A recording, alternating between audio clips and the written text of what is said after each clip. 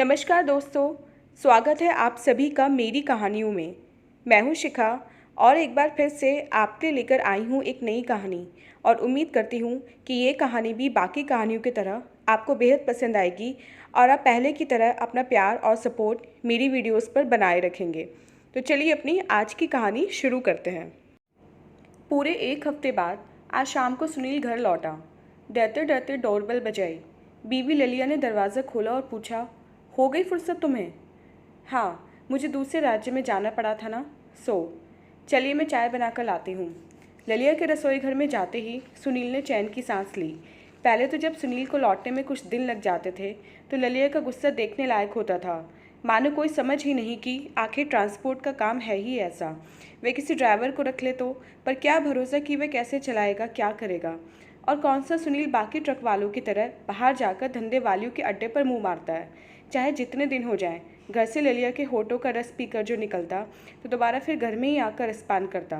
लेकिन कौन समझाए ललिया को, वह तो इधर 2-4 बार से इसकी आदत कुछ सुधरी हुई है। तुनकती तो है लेकिन प्यार दिखाते हुए। चाय पीते समय भी सुनील को घबराहट हो रही थी, क्या पता कब माथा सनक उठे। माहौल को हल्का बनाने के लिए सुनील ने पूछा, आज खाने में क्या बना रही हो? लिट्टी चोखा। अरे वाह, लिट्टी चोखा, बहुत बढ़िया। तब तो हाँ, तुम्हारा मनपसंद जो है। अरे हाँ, लेकिन इससे भी ज़्यादा मनपसंद तो। सुनील ने शरारत से ललिया को आंख मारी। हाँ हाँ, वह तो मेरा भी, ललिया ने भी इठलाते हुए कहा और रसोई घर में चली गई। खाना खाते समय भी बार बार सुनील की नज़र ललिया की छाती पर चली जाती। रह रहकर ललिया के हिस्से से झूठी लिट्टी के टुकड़े उठा लेता, जबकि दोनों एक ही थाली में खा रहे थे। अरे, तुम्हारी तरफ इतना सारा रखा हुआ है तो मेरा वाला क्यों ले रहे हो? तुमने दांतों से काट कर इसको और चटपटा जो बना दिया है। हटो, खाना खाओ पहले अपना ठीक से, बहुत मेहनत करनी है आगे। ललिया भी पूरे जोश में थी। दोनों ने भरपेट खाना खाया। ललिया बर्तन रखने चली गई और सुनील पिछवाड़े जाकर टहलने लगा। तभी उसने देखा कि किसी की चप्पलें पड़ी हुई थी। ये कुत्ते भी क्या क्या उठा कर ले आते हैं। सुनील ने झल्लाकर उन्हें लात मारकर दूर किया और घर में घुसकर दरवाज़ा बंद कर लिया। सुनील बेडरूम में पहुंचा तो ललिया टेलीविज़न देखती मिली। वह मच्छरदानी लगाने लगा। ललिया टेलीविज़न बंद कर मच्छरदानी में आ गई। बत्ती तक बुझाने का किसी को होश नहीं रहा। कमरे का दरवाज़ा भी खुला रह गया, जैसे उनको देख देख कर शर्मा रहा था। वैसे भी घर में उन दोनों के अलावा कोई रहता नहीं था। सुबह 7 बजे सुनील की आंखें खुली तो देखा कि ललिया बिस्तर के पास खड़ी कपड़े पहन रही थी। एक बार गले तो लग जाओ, सुनील ने नींद भरी आवाज़ में कहा। बाद में लग लेना, जरा जल्दी है मुझे बाथरूम जाने की, कहते हुए ललिया जैसे तैसे अपने बालों का जूड़ा बांधते हुए वहाँ से भाग गई। सुनील ने करवट बदली तो ललिया के अंदरूनी कपड़ों पर हाथ पड़ गया। ललिया के अंदरूनी कपड़ों की महक सुनील को मनमस्त कर रही थी। सुनील ललिया के लौटने का इंतज़ार करने लगा। तभी उसकी नज़र ललिया की पैंटी पर बनी किसी दाग पर पड़ी। उसका माथा अचानक से ठनक उठा। यह दाग तो। सुनील की सारी नींद झटके में गायब हो चुकी थी। वह हड़बड़ा कर उठा और ध्यान से देखने लगा। पूरी पैंटी पर कई जगह वैसे निशान थे। ब्रा का मुआयना किया तो उसका भी वही हाल था।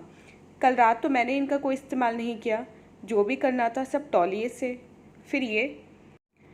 सुनील का मन खट्टा होने लगा। क्या उसके पीछे ललिया के पास कोई? क्या यही वजह है कि अब ललिया उसके कई दिनों बाद घर आने पर भी झगड़ा नहीं करती? नहीं नहीं, ऐसे ही अपनी प्यारी बीवी पर शक करना सही नहीं है। पहले जांच करा ली जाए कि ये दाग हैं किस चीज़ के। सुनील ने पैंटी को अपने बैग में छिपा दिया। तभी ललिया आ गई। आप उठ गए, मुझे देर लग गई थोड़ी।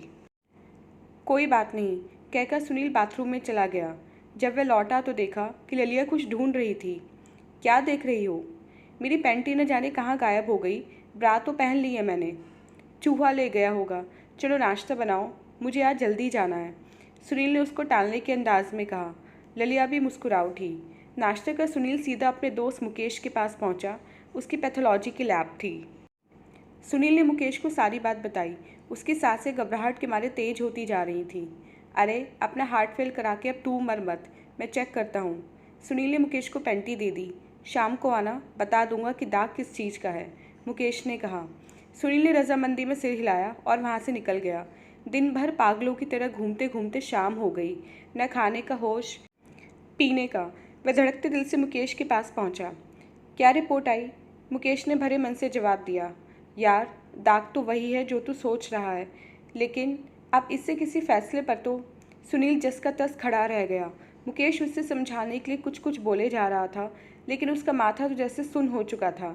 सुनील घर पहुंचा तो ललिया दरवाजे पर ही खड़ी मिली। कहाँ गायब थे दिन भर? ललिया परेशान होते हुए बोली। किसी से कुछ काम था, कहता हुआ सुनील सिर पकड़कर पलंग पर बैठ गया। तबीयत तो ठीक है ना आपकी? ललिया ने सुनील के पास बैठकर उसके कंधे पर हाथ रखा। सिर में बहुत तेज दर्द हो रहा है। बैठिए, मैं चाय बनाकर लाती हूँ, कहते हुए ललिया रसोई घर में चली गई। सुनील ने ललिया की पैंटी को गद्दे के नीचे दबा दिया। चाय पीकर वह बिस्तर पर लेट गया। रात को ललिया खाना लेकर आई और बोली, अजी अब आप मुझे भी मार देंगे। बताओ तो सही, हुआ क्या है? ज़्यादा दिक्कत है तो चलो डॉक्टर के पास ले चलती हूँ। कुछ बात नहीं, बस एक बहुत बड़े नुकसान का डर सता रहा है, कहकर सुनील खाना खाने लगा। अपना ख्याल रखो, कहते हुए ललिया सुनील के पास आकर बैठ गई। सुनील सोच रहा था कि ललिया का जो रूप अभी उसके सामने है वह उसकी सच्चाई है या जो आज पता चली वह है। खाना खत्म करके वह छत पर चला गया। ललिया नीचे खाना खाते हुए आंगन में बैठी उसको ही देख रही थी। सुनील का ध्यान अब कल रात पिछवाड़े में पड़ी चप्पलों पर जा रहा था। वह सोचने लगा, लगता है वे चप्पलें भी इसी के यार की। नहीं, बिल्कुल नहीं, ललिया ऐसी नहीं है। रात को सुनील ने नींद की एक गोली खा ली, पर नींद की गोली भी कम ताकत वाली निकली। सुनील को खींच सी होने लगी। पास में देखा तो ललिया सोई हुई थी। यह देखकर सुनील को गुस्सा आने लगा। मैं जान दे देकर इसके सुख के लिए पागलों की तरह मेहनत करता हूँ और ये अपने जिस्म किसी और को, कहकर वह उस पर चढ़ गया। ललिया ने उठते ही उसको सहयोग करना शुरू किया, लेकिन सुनील तो अपनी ही धुन में था। कुछ ही देर में दोनों एक दूसरे के बगल में बेसुध लेटे हुए थे। ललिया ने अपनी शमीज उठाकर ओढ़ ली। सुनील ने जैसे ही उसको ऐसा करते देखा, मानो उस पर भूत से सवार हो गया। वह झटके से उठा और शमीज को खींचकर बिस्तर के नीचे फेंक दिया और फिर से उसके ऊपर आ गया। ओहो, सारी टेंशन मुझ पर ही उतारेंगे क्या? ललिया आहें भरते हुए बोली। सुनील के मन में पल रही नाइंसाफ़ी की भावना ने गुस्से का रूप ले लिया था। ललिया को छुटकारा तब मिला जब सुनील थककर चूर हो गया। गला तो ललिया का भी सूखने लगा था, लेकिन वह जानती थी कि उसका पति किसी बात से परेशान है। ललिया ने अपने आप को संभाला और उठकर थोड़ा पानी पीने के बाद उसकी चिंता करते करते कब उसको दोबारा नींद आ गई कुछ पता न चला। ऐसे ही कुछ दिन गुजर गए। हंसने हंसाने वाला सुनील अब बहुत गुमसुम रहने लगा था और रात को तो ललिया की एक न सुनना मानो उसकी आदत बनती जा रही थी। ललिया का दिल किसी अनहोनी बात से कांपने लगा था। वह सोचने लगी थी कि इनके माँ पिताजी को बुला लेती हूँ, वे ही समझा सकते हैं कुछ।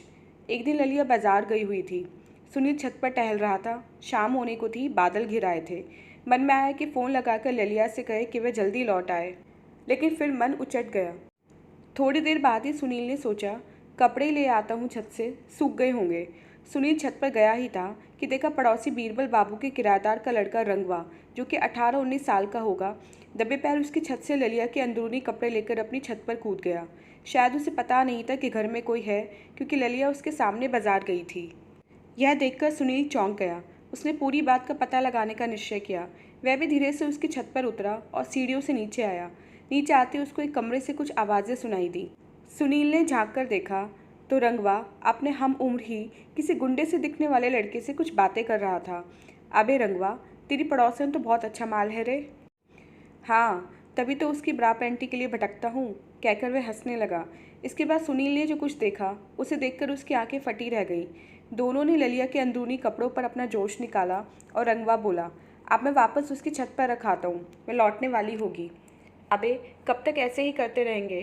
कभी असली में उसको मिलेगी, लेकिन उस पर तो पतिव्रता होने का फतूर है। वह किसी से बात नहीं करती। पति के बाहर जाते ही घर में झाड़ू भी लगाने का होश नहीं रहता उसे, ना ही बाल संवारती है वह। कभी दबोचेंगे रात में उसे। रंगवा कहते हुए कमरे के बाहर आने लगा। सुनील जल्दी से वापस भागा और अपनी छत पर कूद के छिप गया। रंगवा भी पीछे से आया और उन गंदे किए कपड़ों को वापस तार पर डालकर भाग गया। सुनील को अब सारा मामला समझ आ गया था। रंगवा इलाके में आए दिन अपनी घटिया हरकतों के चलते थाने में अंदर बाहर होता रहता था। उसके बुरे संग से उसके माँ बाप भी परेशान थे। सुनील को ऐसा लग रहा था जैसे कोई अंदर से उसके सिर पर बर्फ़ रगड़ रहा है। उसका मन तेज़ी से पिछली चिंता से तो हटने लगा, लेकिन ललिया की हिफाजत की नई चुनौती ने फिर से उसके माथे पर बल ला दिया। उसने तत्काल ये जगह छोड़ने का निश्चय कर लिया। ललिया भी तब तक लौट आई। आते ही वह बोली, सुनिए, आपकी माँ को फ़ोन कर देती हूँ, वे समझाएंगी अब आपको। सुनील ने उसको सीने से कसकर चिपका लिया। तुम साथ हो ना, सब ठीक है और रहेगा। अरे लेकिन आपकी उदासी मुझसे देखी नहीं जाती है अब। आज के बाद ये उदासी नहीं दिखेगी। खुश? मेरी जान लेकर ही मानेंगे आप। बोलते बोलते ललिया को रोना आ गया। यह देखकर सुनील की आंखों से भी आंसू छलकने लगे थे। वह सिसकते हुए बोला, अब मैं ड्राइवर रख लूँगा और खुद तुम्हारे पास ज़्यादा से ज़्यादा समय। प्यार उनके चारों ओर मानो नाच करता फिर से मुस्कुराने लगा था। तो दोस्तों, ये थी हमारी आज की कहानी। उम्मीद करती हूँ कहानी आपको पसंद आई होगी। मिलते हैं अपनी नेक्स्ट कहानी के साथ। तब तक के लिए आज्ञा दीजिए। धन्यवाद।